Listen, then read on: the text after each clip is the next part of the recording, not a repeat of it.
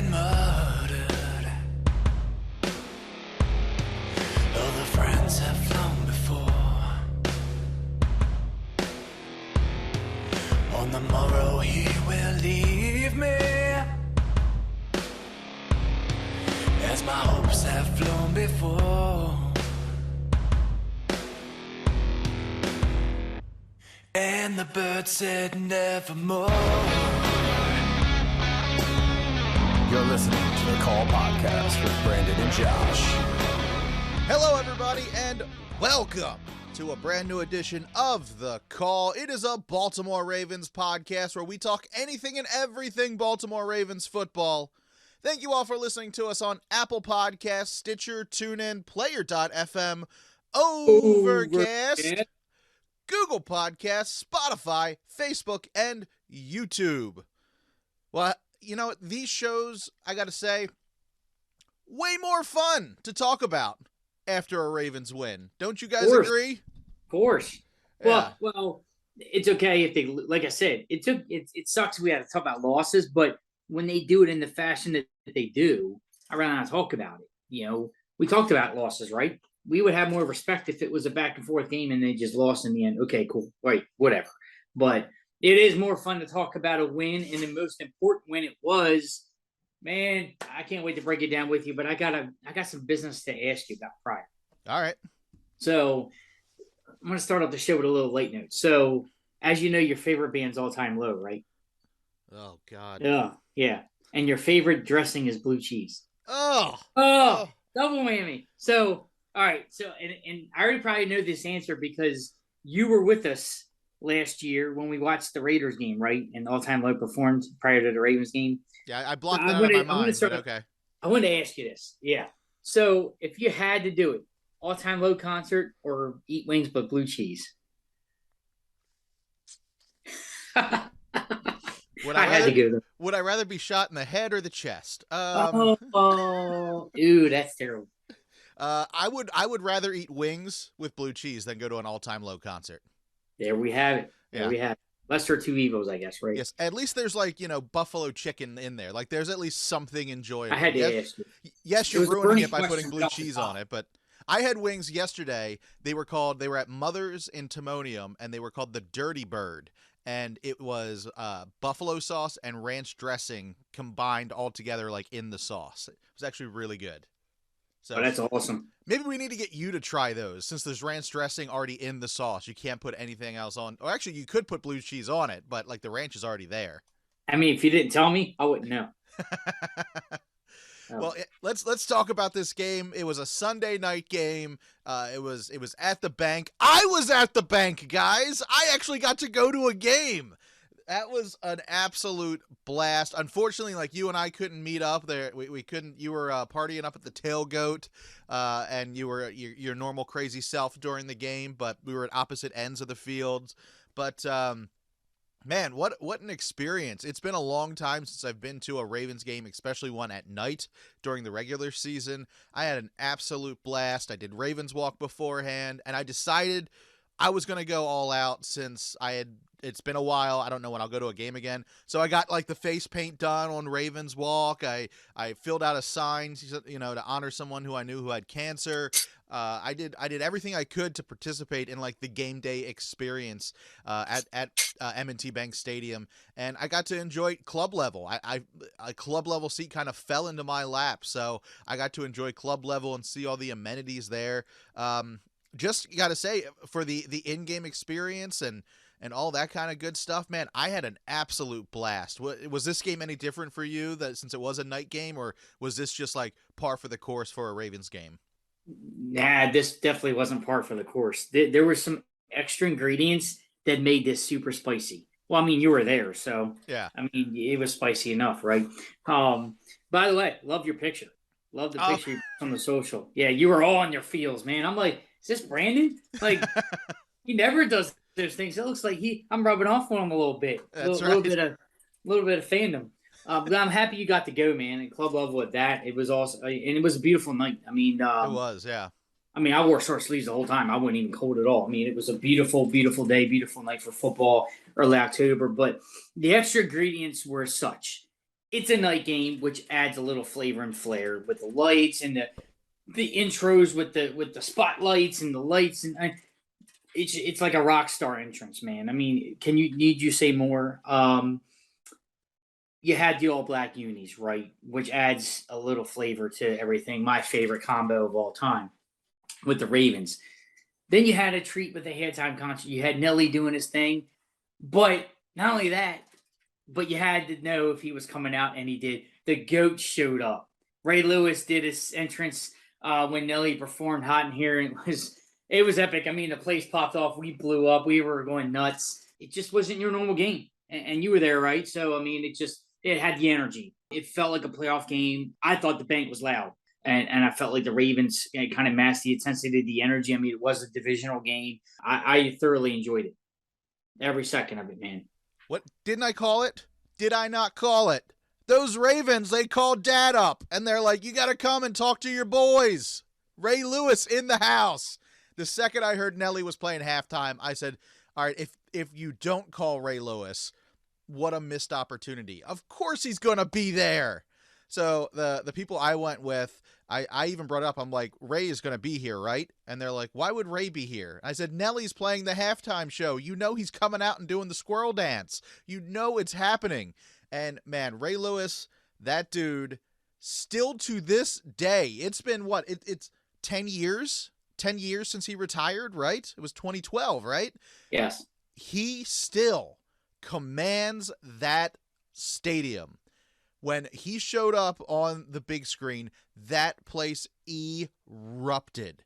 My God, how happy was everybody to see Ray Lewis at the bank again? I mean, right now, still talking about it. Look at this. I got chills. I still got chills. I got goosebumps. Man. Yeah, man. And then in the third quarter, he comes up and he's on the big screen and he's trying to get the place rocking. And that place starts rumbling. You could feel it under your feet. The place was moving. It was shaking when Ray Lewis was there. It was, God, it was so good to see Ray a part of the game day experience again. And I'm so happy he was there. It was such a blast to see him. It was great. I'm just, Ray's the best. He Right, just now, is. Ray is the best, and you can't deny it. And you're right. I mean, we all had a feeling he's got to be there, right? But I didn't want to sound like I was being the pessimist, but I was kind of like, didn't want to get my hopes up, right? Like pump myself up, psych myself up. Like Ray's got to be here, and if he doesn't, I probably wouldn't want to stand up and cheer in the third, fourth quarters. I'd be like so disappointed. So I was like, he's coming out. No, he ain't. Like I was like trying to psych myself out of it. Like he ain't. And of course, he started the song, and when Ray came out, yeah, baby. So not saying it was the catalyst, without saying it was the catalyst, but showing him in the fourth quarter, like one play and he's up there, it was amazing. But before I break it down, I kind of wanted to, because I told you I had some stories, right? Yeah, you did. So did the tailgate. Obviously, my buddies, we had to. My buddy had a ticket. It was a Sunday night game, so we just thought it was only appropriate, right? Get there, obviously, did it up as we always do. Jimmy Smith was the host, obviously retiring as a Raven this week. I actually did get to meet Jimmy Smith. It was kind of crazy, funny story. Obviously, the right contacts are in full force, right? And we were in the sunlight where at the time of day it wasn't all that. The sun was like kind of like blinding us a little bit. Right.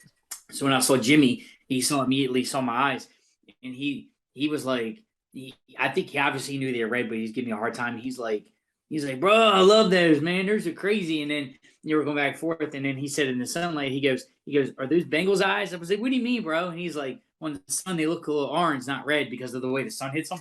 So it was kind of cool. And I actually got to meet Jimmy Smith's family.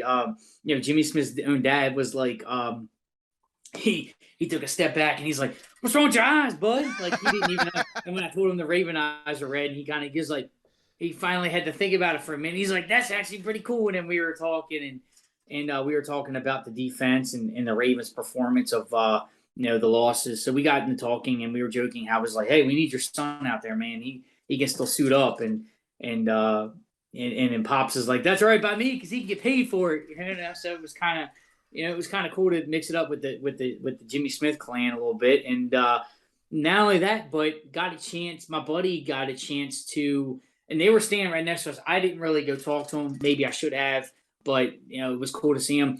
Within feet from me was Hayden Hurst's sister and wife, and then apparently their parents were there too. So, Oh, or wow. Hayden Hurst's parents. So my buddy got to meet both of them. So yeah, so the Hurst family was in the crowd, obviously being formerly Ravens, and they're playing here. They were playing here this weekend, and obviously Hayden Hurst got in the mix with a touchdown. So it was good. It was a win-win. Hayden Hurst got a touchdown and they lost. So it was good. So the Ravens beat them. So all is well.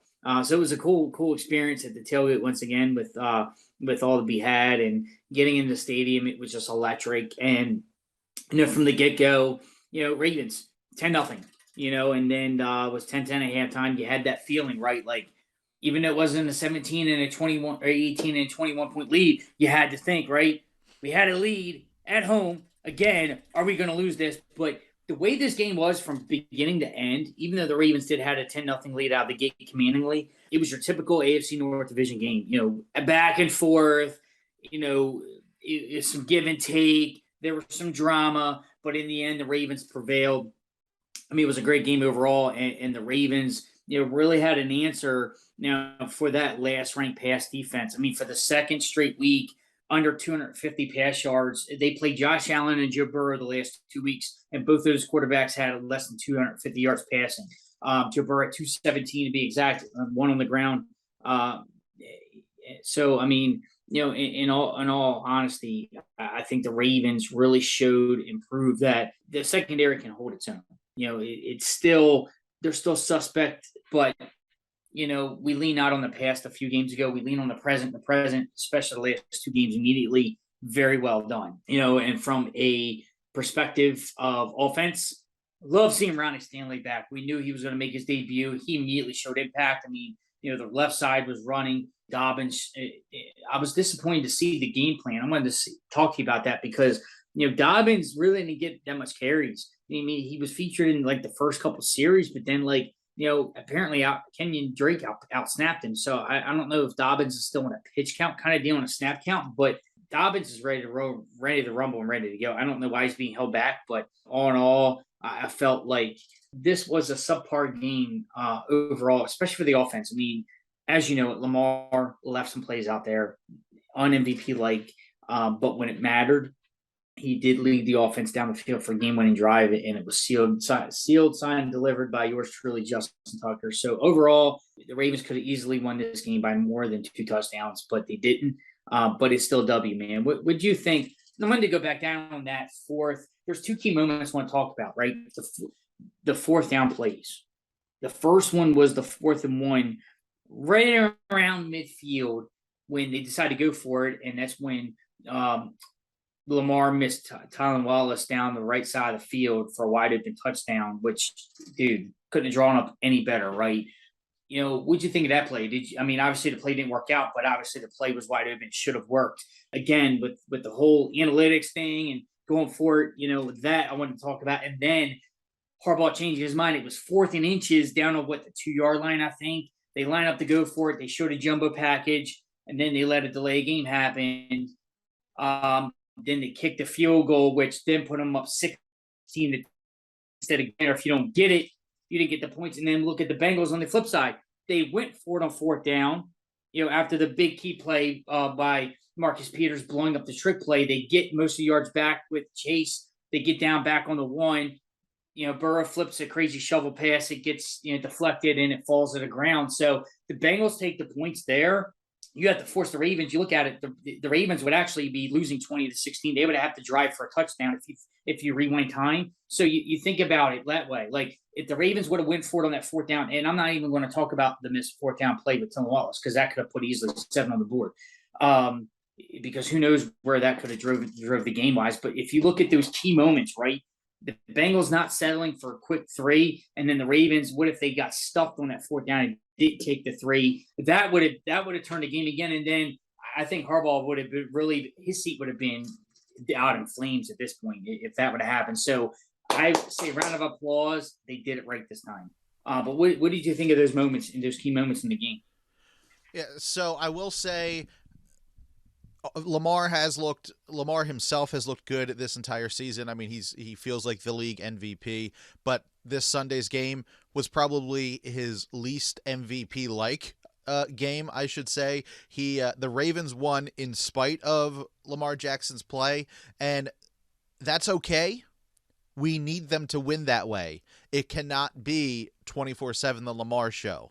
We need other playmakers on this team besides Lamar Jackson. So we do need other people making touchdowns. We do need other people making plays. And even though Lamar may have had an off night, the rest of the offense was on and doing their jobs correctly, and they were able to help and get the job done. So I think that, yeah, Lamar might have just had an off night. It might have just been a little weird for him, but the rest of the team backed him up. And like I said last week, Lamar was getting flustered and frustrated. I don't think he did this week. I think this was just bad plays. And I think maybe he's getting a little bit more confidence in the players around him so he can kind of spread the plays out a little bit more. So I think that's what we're seeing. I was okay with Lamar's play. Obviously, he's got to be better. I know he knows that. We're in week 5. So it was okay. You can make those mistakes. It's not a big deal. Still able to win the game. About Ronnie Stanley coming back, I liked the way they designed him coming back. If you noticed, he wasn't in on every single play. He was sitting on the bench for a little bit after that first drive that he was involved in. I think that all was by design. I think that you got to ease the guy in. You can't just throw him into the deep end after having, 2 years off and fixing that ankle. So it was great to see Ronnie Stanley back. He definitely made an impact, but they're easing him in, and I'm okay with that. The defense, though, I think they had something to prove to Harbaugh. I think they got really ticked off last week, and they had something to prove. And with the Bengals going forward on 4th down, and the defense able to battle back, I think they kind of proved that they are good. They can do something. They are a force to be reckoned with. And the fans at M&T Bank Stadium, I gotta say, some of them have to chill a little bit, because when Marlon Humphrey gets called for pass interference, that is blatantly pass interference. You can't be screaming how the refs are stupid and they're blind. No, the Ravens do make mistakes sometimes. It is okay. The Marlon Humphrey pass interference was blatantly pass interference. So, yeah, he got caught. It happens. But they gave the Bengals 4 more chances, and they still weren't able to put it away after that pass interference call. So the defense was able to stand on their heads, and they were able to still show off and make mistakes, but make up for them as well. Now, I want to ask you, you brought up the delay of game at the end of the game, and people around me, again, were freaking out, like, come on, get the ball off, what are you doing? Was it designed to be a delay of game? Because think about it, we're so far into the end of the game. I think this may have actually been John Harbaugh and the coaching staff being smart with the clock. I think they were trying to draw the other team offsides, and when they didn't, they took the delay of game, went 5 yards back, and then they brought out Justin Tucker. I think that was all by design. I think that was not a big deal. They knew they were going to be fine with those extra 5 yards moving back because Tucker was going to be fine. The wind wasn't even blowing last Sunday.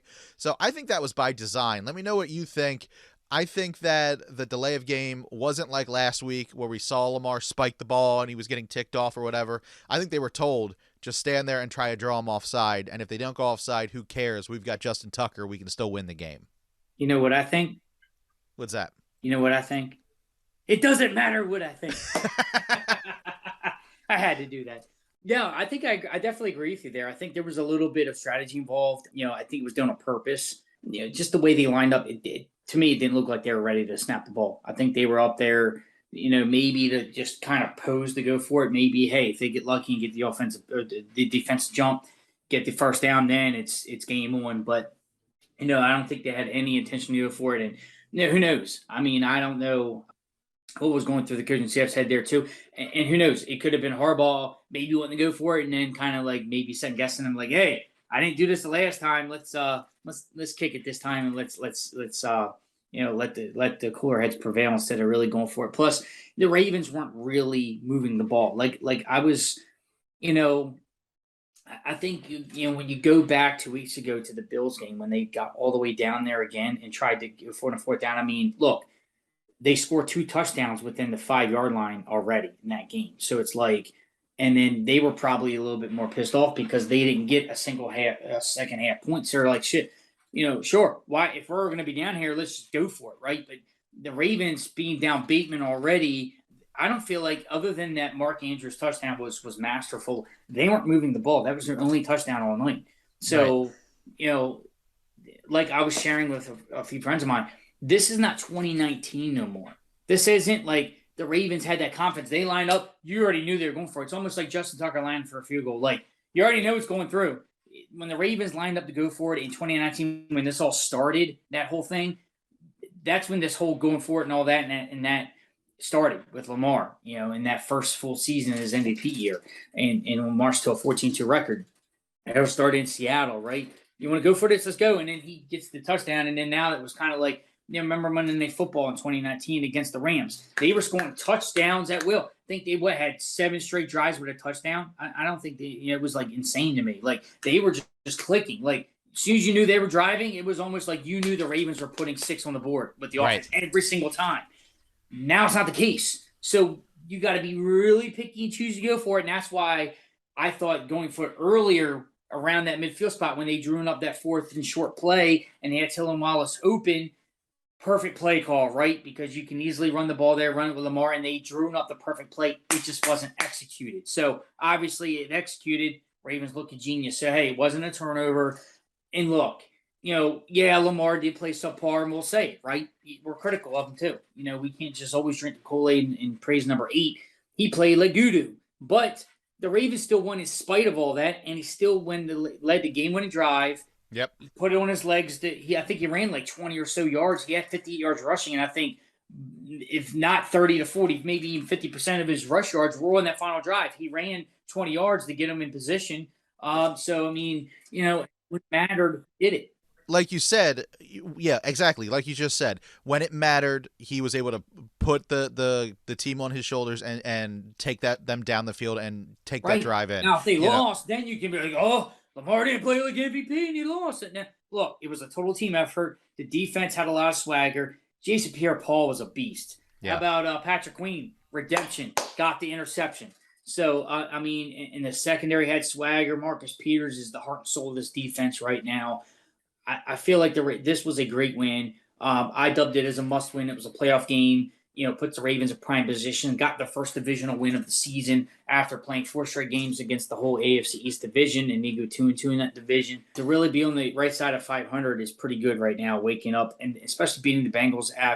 Everybody's Burrow put almost 1,000 yards passing last year. Remember what happened last year? We didn't have Marlon Humphrey or Marcus Peters. Right. Look at the secondary they put out there. Now look what happens when we're at full strength in the secondary. Burrow ain't throwing around. Now, key to that game was T. Higgins was also hurt for the Bengals. So they only had Jamar Chase to deal with. Right. So even though Jamar Chase is a beast and he still made it somewhat of an impact out there, he was certainly, they kept the lid off of that. The Bengals are made for big plays. They didn't have that big, you didn't see those big plays like the Dolphins did against us, right? You didn't see Burrow throw deep and Chase, because remember last year, Chase burned us big time with some big plays. But again, the secondary was depleted. So when we're at full strength, we can do our best. And, getting Stanley back was key. And not only that, but segueing, into this week, getting ready for the Giants next weekend. We're getting some Ravens back. Gus Edwards is activated off the PUP list. Tyus Bowser's back at practice. Even though those guys aren't going to play probably this weekend, it's going to be a gradual increase in workload. They're getting some help in the linebacker and the edge rusher spot, and then they're getting help in the rushing ability with Gus Edwards back. So, look, the Ravens, if they can keep stacking wins here and getting key guys back off the injury report and getting them healthy, and as well as staying the current team being healthy, the Ravens can certainly find a stride and do some damage. But, I'm excited for what that can hold. But for the most part, I'm very excited for this win. It feels good. And give it up for the GOAT, Justin Tucker. Best ever. In my opinion, for a kicker, first ballot Hall of Famer to what he's accomplished. Yep. Insane. My buddy, and he even told me on the ride home, he goes, "How are you so confident, man?" When the Bengals scored to go up 1 late in that game, right? It was 2-minute warning. It was too much time on the clock. I'm like, look, 3 timeouts, yep. Right? And my buddy next to me was like all like in agony, like, "Oh, I can't walk out of here." And I literally looked at him. I said, we're not going to lose. You know what's going to happen? The Ravens are going to go 40 yards. All we need is 40. You start on the 25. To get to the other 25, 50 yards, you only need like maybe even 30 yards. For Tucker already hit a 58-yarder earlier in the night, if my memory serves correctly. We're fine. I said you only need 30 to 40 yards. We're going to kick a field goal and we're going to go home. He's like, just like that. I'm like, just like that. And it happened just like that. You have to feel confident with that. The Ravens have the more range with Tucker that most don't. And, dude, you had to feel confident knowing that the Ravens were going to have the ball last, and they did. They did to the Bengals what the Bills did to us. They got the first down.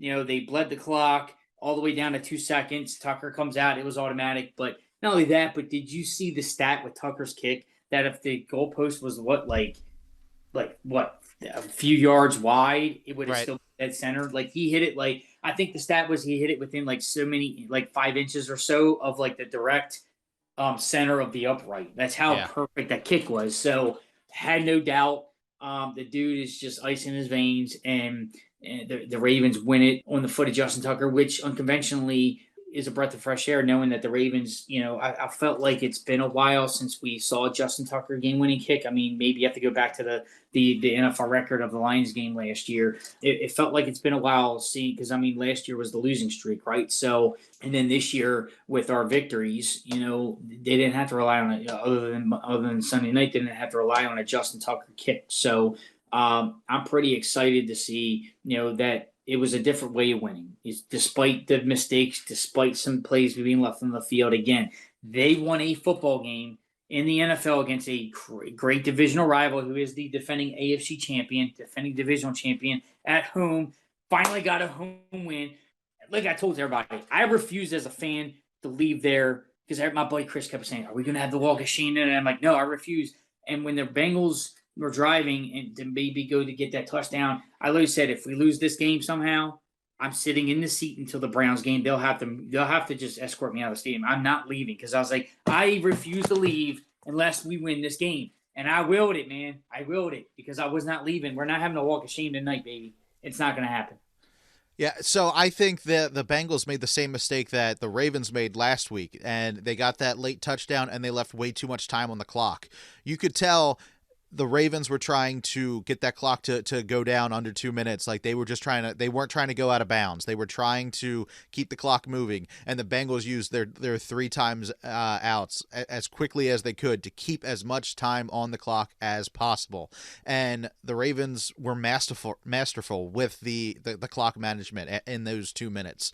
They knew exactly what to do. They let it get down to 2 seconds left, and then they called Justin Tucker out. It was brilliant calls. It was great coaching. This is how you win football games, and they were smart about it. And like you said, you only have to go 40 yards down the field. You have Justin Tucker. You don't need a touchdown. You just need that field goal, and you've got the best in the business ever. So why not use him? And that's what they did. They used it correctly. Last week, if they would have brought Justin Tucker out, there still would have been 2 minutes left on that clock, and the Bills were coming right down the field, and they were going to get a touchdown.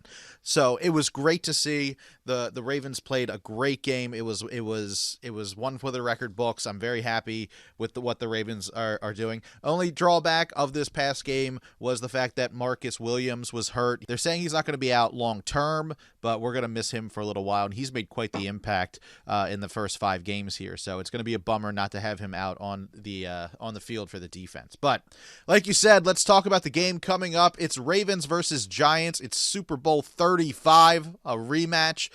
We've got the Giants coming, or we're going up to the Giants, but it's the 4-1 New York Giants.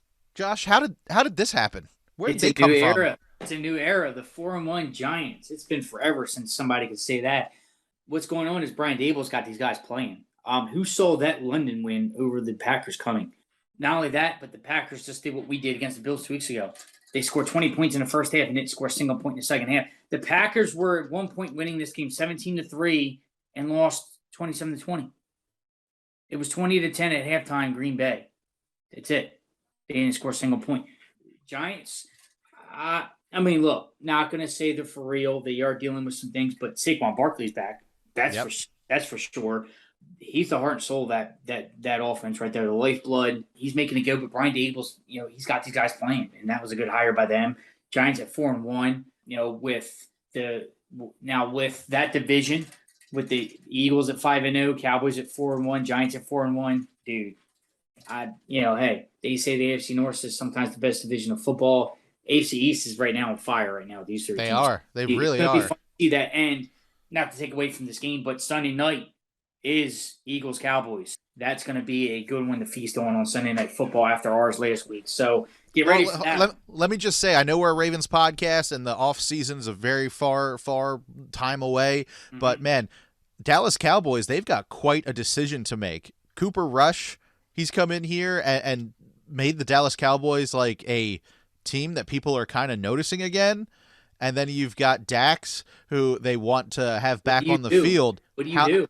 Exactly. And if you have some teams out there that are looking for a quarterback, and they, depending on who they want to go with, I mean, the Cowboys can kind of name their price, being like, hey, you want one of our guys, this is what we want in exchange for them. But who do they go with right now? Because Cooper Rush, man, he's looked like a number one guy, the real deal. He's made the Cowboys relevant again. I mean, when's the last time, the last time the Cowboys were relevant, I think you and I were, 10 years old wearing Dallas Cowboys starter jackets before the Ravens existed. I wasn't wearing a Cowboy starter jacket. I was not. Don't put that. We all had that. There was no Ravens team here yet. I had the Charlotte Hornets starter jacket, man. Okay. All right. The original one. Yeah. It was the original. Come on. That was the starter jacket to have with the T and all. Come on, dude. Yeah, I feel you might have. I think yours had like a stain on the left right here. Like, I think I saw that. I think you had like a nice little stain that's still there. Yeah, I mean, and not only that, but I'm sure those two fan bases, I mean, they're going to go at it on Sunday night, but they're going to be rooting for us for sure, right? Knocking off their divisional rival. That's right. It's going to be one. Again, second game in New York. Ravens open up the season. I was there in New York against the Jets. So hopefully the Ravens can go 2-0 in those two games and get out of that same stadium with another victory. So same stadium, new opponent. But it's on the road again on Sunday at 1 o'clock. Ravens going to have to do everything in their power to stop Saquon Barkley in that rushing attack. Looking at, the depth chart, obviously the Ravens are rolling out Kenny Golladay, Wan'Dale Robinson, and Kadarius Toney in the passing game. Golladay for them is coming to fire, signing the big deal, has had some issues. Once he was seen cleaning out his locker room, wasn't going to play. He's been a disappointment so far. Saquon coming back off the injury last year. Slow rolled it, but this year he's really shown emergence. And the Giants, again, 4-1. I heard a media member of NFL fame said the Giants are the worst 4-1 team in history, because it's like you look at their roster and like, how is this team 4-1? Like the Ravens even have a better roster built. They're getting it done, and that's not to be taken lightly. I mean, they're still an NFL team, even if they were 0-5. They can still have the ability to beat the Ravens on Sunday. So just because Brian Billick always said you are what your record said you are, and right now the Ravens are 3-2 and they're 4-1. They're a game better, but the Ravens are favored in this game. Even though they're 4-1, the Giants are a home dog in this game. So sure. That just shows you all you need to know. I think it was 5.5 points. I think it opened up, if my memory serves correctly there. It's going to come down to that, and then it's going to come down to the ability of the Giants to stop 8 in the offense. And I look for Lamar. I look for him to bounce back. I'm interested to see what the injury report is on Rashad Bateman this week. Yeah, the Ravens won without Rashad Bateman this past Sunday. We didn't even bring that up. Yeah, exactly, and that could have been too. A little bit. Not to say he's the end all be all in the passing game, because Duvernay really emerged, but I feel like the Ravens, with their explosive plays, he's better out there, because you can see he had 2 big long touchdowns in the first 2 weeks. So it goes without saying he's certainly important out there. But what I'm going to watch for this game is I think it's not even on the offense. We know Saquon Barkley all day long. I think it's going to be the rookie Kayvon Thibodeau, the edge rusher for the Giants, against the Ravens, to see who's got that assignment. Are they going to roll Ronnie Stanley out there, a little bit more playing time, and or who's going to have that assignment on offensive line is my point. Then 2, it's going to be the chess match with Lamar and him. I think that's going to be where the game is going to turn, because like I spoke about on the the Bills podcast 2 weeks ago, right, when I was a guest. They asked me why the Ravens lose the game. I said, well, Zavon Miller is going to be a rat. He's going to wreak havoc and get to Lamar and all that and the pressure. And his name wasn't really called. He went against Falele and he did fine. So yeah, Thibodeau is not a Von Miller or that kind of type, but he's still a beast. He's athletic. I thought it was a great pick by the Giants, and we look to see that. That's going to be the key. But what's also interesting about this story, or this storyline for the Giants game? What's that? I think the ultimate key is the Ravens stop them on third down. If things going to get resolved, who's going to punt the ball for the Giants? Did you hear about the Giants punter? He's stuck in London. He's stuck in London? In London. Come on, say it with me. Come on. In London. In London? Apparently on Tuesday, the media reported that he's still stuck in London after experiencing some passport issues. He expected to fly, but he is expected to fly back to the U.S. and join the team on Thursday, although the team will work out punters this week just in case he can't attend. So that's something to watch too. So if he still has issues and they have to work out a punter, that even though it's kind of I don't want to say it's just a punter because they're still key, right? But that could be another key factor into this game on special teams if the Giants have to roll out a backup punter less than a week's notice, and the Ravens stop them on third down in some key situations. That could be a field position situation to monitor on Sunday. But again, it is reported he's supposed to fly back, so we'll see. But it's something I wanted to add to the flavor of the matchup. That is significant. We're seeing that right now with replacing Sam Cook with Jordan Stout at the moment, how important punters are. And there's been an emphasis on that with Jordan Stout. I mean, even when Justin Tucker talked about his interview, he said, look, that was the first time that Jordan Stout has held a ball for me to win a game. So they are important parts of the team. And if the Giants do have to find someone to replace him, hopefully they don't. But I mean, that is definitely going to be a factor on them as well. So the Ravens defense, like I said, they're trying to figure out what to do without Marcus Williams, who is going to be out for a good chunk of time. Don't think it's season ending, but he's at least not going to be there for the next couple weeks. But hopefully we get to see something from Geno Stone. He's been a guy that the Ravens have been really big fans of the last couple years. And Kyle Hamilton, again, he had a little bit of a quiet game this past week. Hopefully, with Marcus Williams out, we get to see a little bit more from Kyle Hamilton and what he can do. He's had some growing pains, it seems like, but it's expected. Like we said, it's only been 5 weeks of an NFL career. You don't expect him to be just going absolutely nuts in these 5 weeks, but maybe we're going to hear his name a little bit more. Do you think we're going to see a little bit more from Ronnie Stanley this game? Like we said, it was kind of by design that we're going to bring him out little by little and maybe not have him out for every single drive or every single play. But do you think after this past game on Sunday, they're going to put Ronnie Stanley more into the rotation? Absolutely. I think his snaps are going to ramp up, and I don't think it's going to be a full-time role at this point. But I think you're definitely going to see him more out there than you were in the previous game. Yeah, for sure. Absolutely. It's certainly my understanding, at least. We'll see what coach says, but I'm not the coach. But that's my expectation would be to not have him on the same count. Yeah, he's got to play more. Yeah. So we've seen Devin Duvernay. He's looked really good. He's had a good connection with Lamar. Mark Andrews, of course, we know he has a great connection with Lamar. Rashad Bateman, we're recording this midday on Wednesday. We're still a little unsure of what he's doing at the moment, if he will be playing on Sunday. But do you see any other players on the offense at least kind of making a splash this Sunday and helping Lamar and the rest of the team come away with a win? Well, definitely going to be Duvernay, with or without Bateman on the field. Duvernay's emerged this year, surprisingly. I wanted to see Prochet get involved a little bit more in the offensive scheme, right? To be honest with you. And Mark Andrews is going to be a factor. Another name out there is Isaiah Likely, right? He's been out there a lot for the offense, but hasn't really been called upon. Not sure if it's just by design or it's coverages or just the plays aren't there, but I expect him to be emerged as well. So I certainly expect that. And again, with Ronnie Stanley being out there, he shut down Hendrickson last Sunday. Like I said, going back to the matchup here, if he's going to be lined up across Thibodeau, I can't wait to see what the line's going to look like again this Sunday and how much playing time Ronnie Stanley gets. But that's the players I think they're going to make an emerging splash here on Sunday to help the Ravens offensively. So, anything else we should talk about in this episode of the call? Anything else, man? No, I think confidently. When it comes down to it, man, I love the way the Ravens played with tenacity on Sunday night. They had a lot of swagger. I hope that continues to the Giants game, man. And I'm confident picking the Ravens here to improve the 4-2 to win against the Giants on the road. Apparently the Ravens, even though they did get the win at home, always have been a good road team as of lately. I think it continues, and they can get out of MetLife with a 2-0 record this year soundly.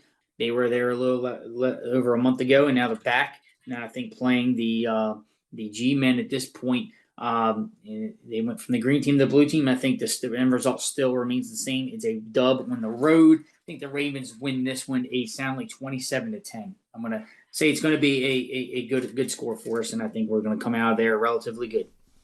Yeah, I agree with you there. I think the Ravens can come away with a win here. I think that their confidence got boosted this past Sunday.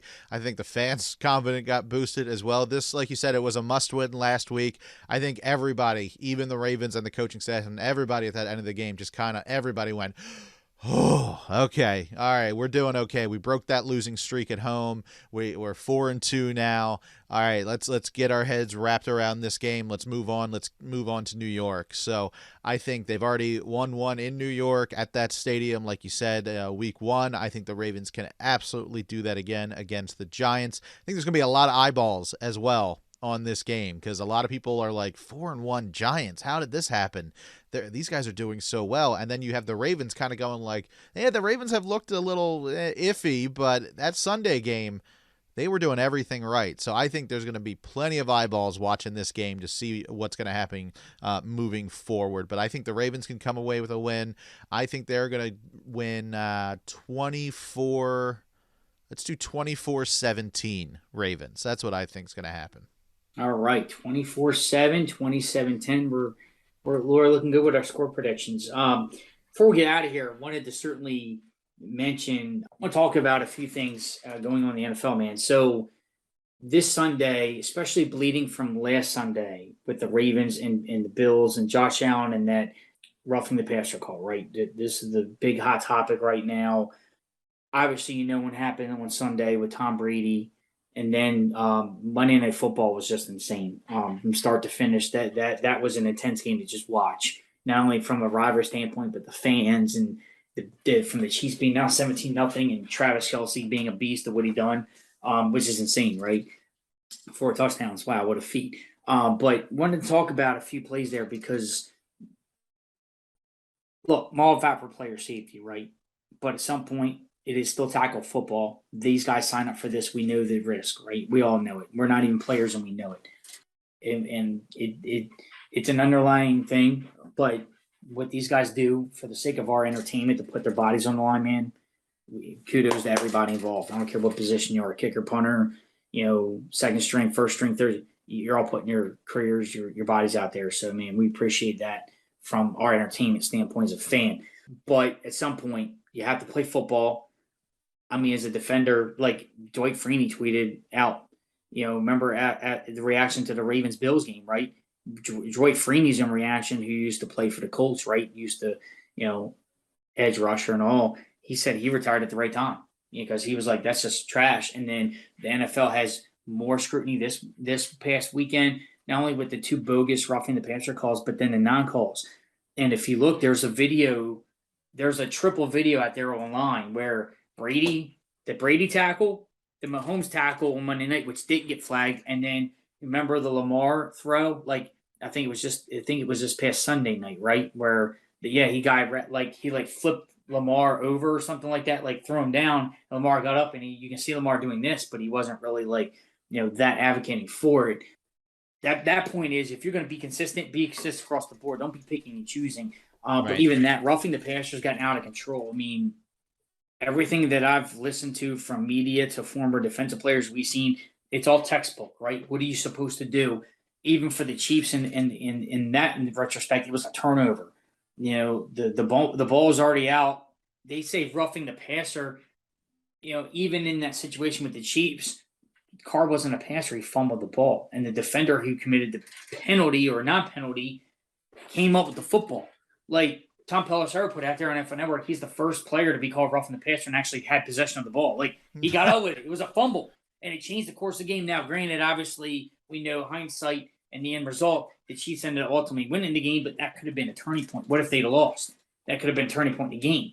I want to hear your thoughts about that, because I feel like it's a knee-jerk reaction and a gross overreaction to the Tua incident, because that should be isolated. The Tua incident wasn't a field thing, because I believe it or not, if I remember correctly, that defender on the Bills was flagged for that play, and Tua got hurt. That whole situation blew up because they didn't take the proper precautions, and that whole coaching staff, medical staff, which obviously I think somebody already got fired on it, not multiple people.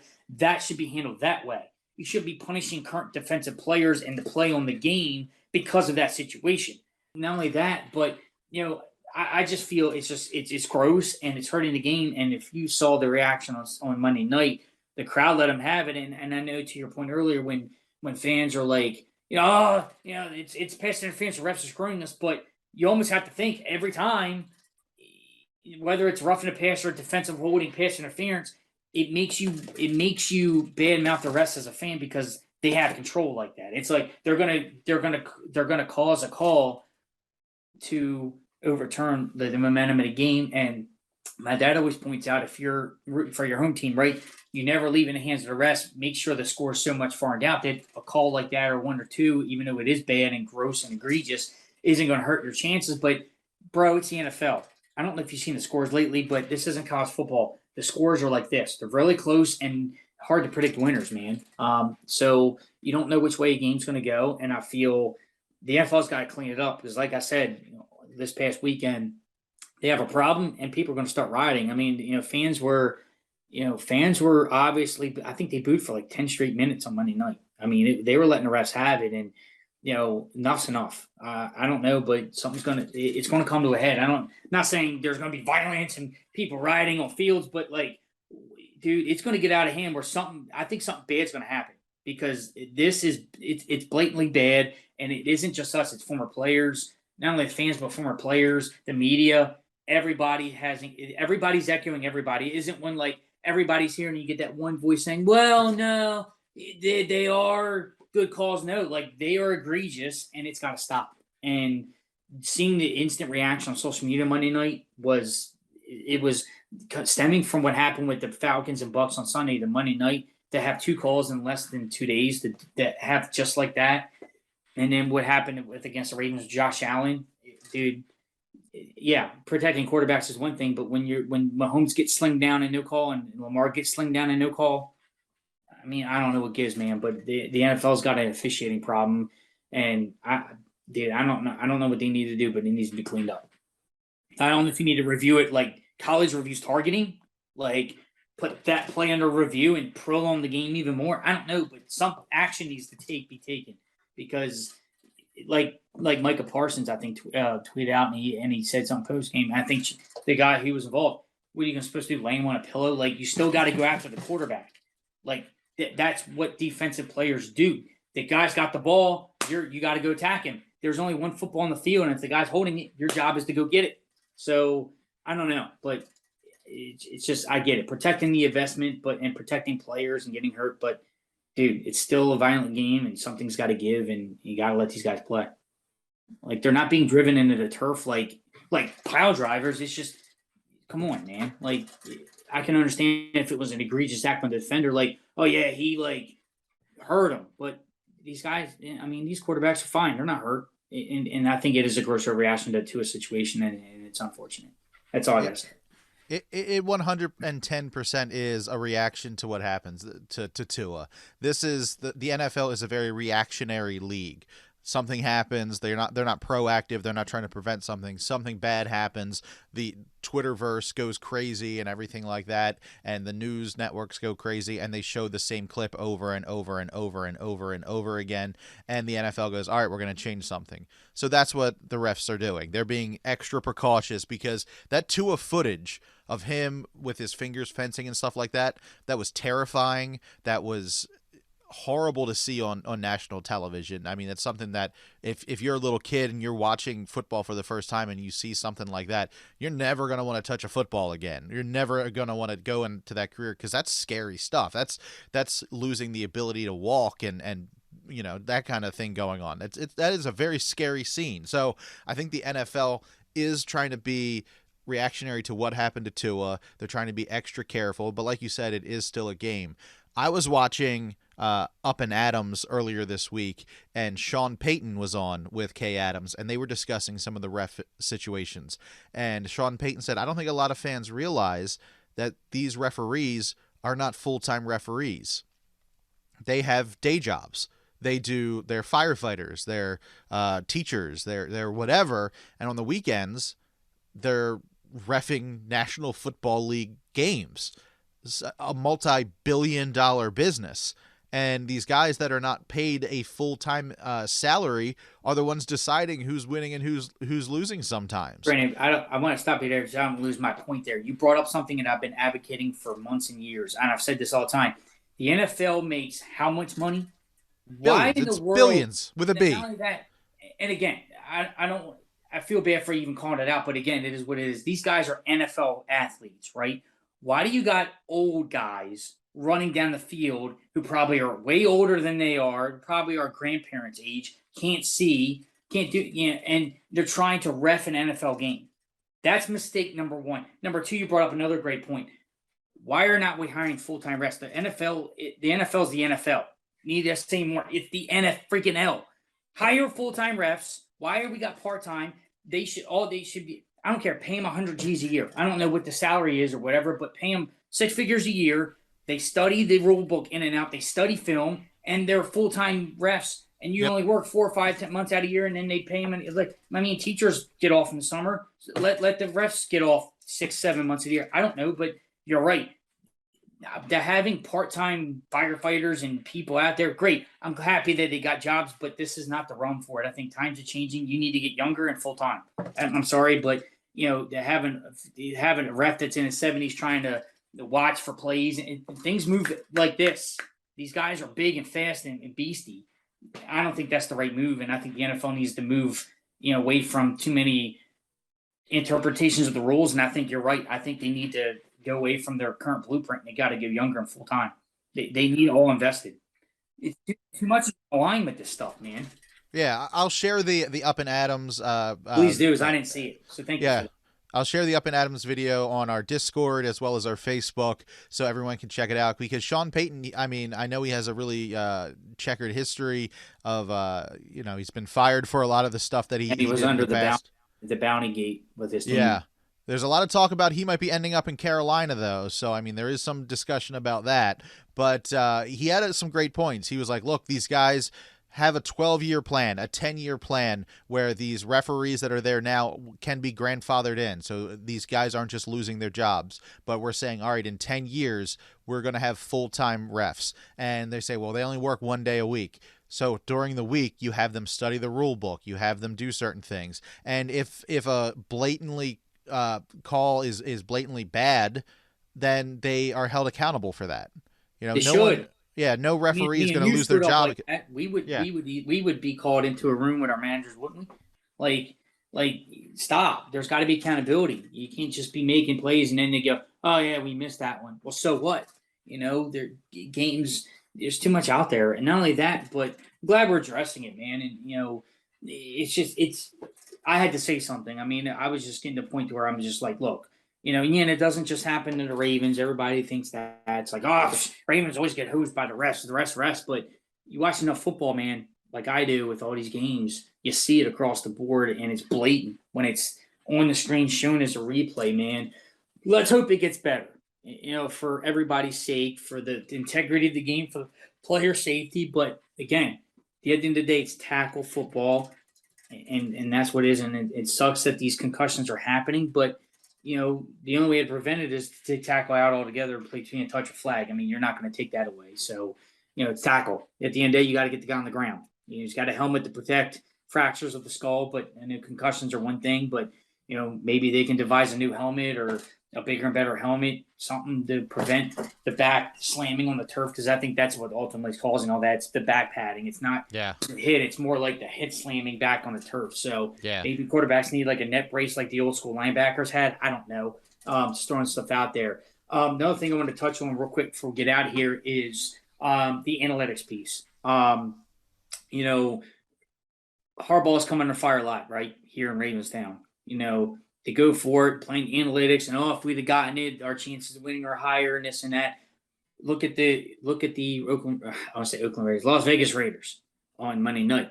They were down 30-23, scored a touchdown. They line up to go for 2 late in the game, take the lead by 1, right? And we're like sitting here. I'm like, what are you doing? Kick it, tie it. Like, why do you need to go for 2? It isn't like 3 seconds left in the game to go win it. Like, got time.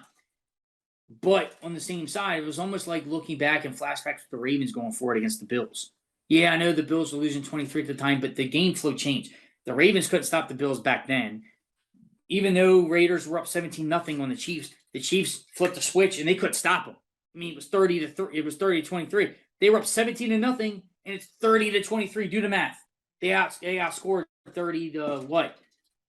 6? Yeah, 30-6 since that moment. So, you know, and McDaniels addressed it, and they showed the graphics up. They said if the Raiders were converted, they had a 56% chance of winning the game. When they didn't, I think it dropped down to 40, which they didn't get. And then even so, they got the ball back and nearly were almost in like 20 yards where to get in the field goal range again to win it. So, you know, and Nathaniel Hackett with being a rookie quarterback, with the coach he is in Denver, you know, playing analytics and going for it here and doing this, and then with Harbaugh. And I said it on social media. It isn't just the Ravens and Harbaugh, folks. Pay attention. Like, it's happening across the league. Analytics is bleeding in there somewhere. Like, I know everybody crucifies Harbaugh for it because he's notorious for it here, but, you know, you're seeing it. I just want to address it. You're seeing it across the NFL that analytics is now as a part of the game. And a friend of mine on social media brought up and says, look, analytics is fine, but doesn't win you games. People do. And, you know, you sit there on the sideline, play percentages, and you have a split decision to make. Like, should we go for it? Do we kick it? You know, you got to make a split decision. It's about making decisions, and at the end of the day, you have to execute. But analytics all day is fine, Brandon. But if the play works, it comes down to 50-50 chance. Either the play's going to work or it doesn't. Like, I think Tucker alluded to it when he's kicking kicks, right? Breaking down the breakdown, which was phenomenal, by the way. He says binary. He's like, my job's binary. Either the kick's good or it's not. It's like, analytics, you can play percentages like, well, if we make it, we have a 70% chance to win the game. But here's the thing. You have 50%. Either you make it or don't. Ravens go back forward on 4th down against the Bills. They make it. They're up 7. Yeah, the chances go way greater being up 7, but it's a 50-50 shot. At the end of the day, the players got to execute, and just like going forward on 4th down, remember, Tylan Wallace was wide open. They didn't execute the play. The play was drawn up. It was great. He was wide open. It worked, except the ball wasn't completed. It was completed. Then we're talking about different flow of the game, and then praising the Ravens for a brilliant play call. I mean, I'm still praising them for brilliant play calls. It should have worked. Lamar just missed it. Got excited a little bit, maybe. I don't know, but it was a 65% chance to complete that play if you really like percentages and numbers like me. So, but anyway, analytics is part of the game. I mean, what say you? I mean, hopefully, you know, the Ravens pick and choose the right spots to use it. But I'm just my state of the union there basically pretty much is, you know, it isn't just the Ravens doing it in Harbaugh. It's across the league, and it's happening. So just, you know, be mindful of that. It isn't just a Baltimore thing. It's across the league. Yeah, I mean, I hate to bring this up again, but Sean Payton on Up and Adams, they brought up analytics, and oh wow, I didn't even watch the show, and I brought up 2 points they talked about. What a win! I'm serious. I did not watch the show. I'm not kidding. I didn't. That's great. That's great. Yeah, he said, you know, I was given analytics all the time and this, that, whatever. He said, but analytics don't tell you this guy, you know, wasn't feeling well this day. This guy was having an ache that wasn't on the injury report. This guy had stuff going on in his personal life that he kind of had on his mind. So these analytics don't really have that human element in it. So, you know, it's stuff like that. The coaches need to make the coach's call, and they know their players, and analytics can tell you a lot, but they're not going to tell you the entire story. So he kind of brought that up on Up and Adams as well. So definitely give a check out to that episode of Up and Adams, because it really was a great conversation about 2 things that we just covered. And Sean Payton, great football mind. I mean, he did get in a lot of trouble with Bountygate and everything, but a great football mind. He knows how the game works. So, Josh, after all of that, is that it? Have we covered everything for the show? Oh, man, that was a lot. But we certainly, after all of that being said, we covered it. Quote the Raven, never mo. All right, everybody. Well, if you want to continue the conversation with Josh or I, you can. It's real easy. Just go over to our Discord, discord.gg/thecallpodcast. Join our server over there. We get to interact over there on game day, and we've got our Ravens Twitter channel set up, so you can follow all of your favorite Ravens Twitter accounts right there on our Discord, and we're always sharing whatever we can over there on Discord. Now, we are also on Facebook, facebook.com/thecallpodcast. Like us over there. Whenever a new show comes out, you'll know, and you can listen to it right there directly on Facebook. Now, we do the show for free. You listen, stream, and download for free on Apple Podcasts, Stitcher, TuneIn, Player.fm, Overcast, Google Podcasts, Spotify, Facebook, and YouTube. All we ask in return is for you to please spread the word about the show. Write us an Apple Podcast review, rate us over on Spotify, and then let people know on Facebook and Twitter and Tumblr and Pinterest and Instagram and Reddit and Snapchat and Twitch and TikTok. Anywhere you are social on the web or with your phone, say, I'm a Baltimore Ravens fan, I listen to the call, and you should too. So that is pretty much it for the show this week. Josh, take us out the way you always do. Brandon, thank you so very much. And I do want to give a shout out at the end of the show. Forgive me. It was loud at the tailgate. There was a lot of excitement. I believe your name was Steven, if not mistaken. So Steve, if I got your name wrong, I sincerely apologize. You can hold me accountable. But I did run into our listener on the podcast. I'm standing at the tailgate, and this guy approached me, and he's like, "Are you Josh from the call?" And I went, "Yeah." And he flipped out. He's like, "No way." And I'm like, "Yeah." And I'm like flipping out. And he's like, "You gotta take a pic with you?" I'm like, "Sure." So I think his name was Steven. He said he comments a lot. He listens a lot. So again, if your name's not Steve and it was something else, I do apologize. But again, it's loud there. You know the tailgate. It's loud. It was festive. I was excited. So in the moment, if I did get your name wrong completely, I 100,000% apologize. But if I got it right, I feel relieved, but I believe it was Steven, something like that. So again, I want to give a shout out. It was great meeting you at the game and talking a little bit and snapping a pic with you, man. So it was great. Somebody actually recognized it. I was so happy. So it's exciting to meet you guys out there and to be a part of it. And we appreciate that. That brings us a lot of joy and what Mary and Brandon do and bringing the show to you guys. And even though we do it for fun and we do it because we love talking each other about Ravens and doing it, but we love doing it for you guys and the support. So we cannot thank you enough from the bottom of our hearts for that and keep us going every single week. With that being said, Ravens, they have the assignments. New York Giants at 4-1. Can the Ravens even the score with them both being 4-2? Can they put that fourth win on the board and show the world that, hey, Ravens mean business and they're going to get healthier by the week? It's going to be all good up in MetLife for round 2. But the other New York team, the New York Football Giants, how about it? Let's give Big Team Blue a big fat L. That being said, Ravens, you have the assignment up on the road, up 95 North. Baltimore Ravens, let's do it. Let's fly high.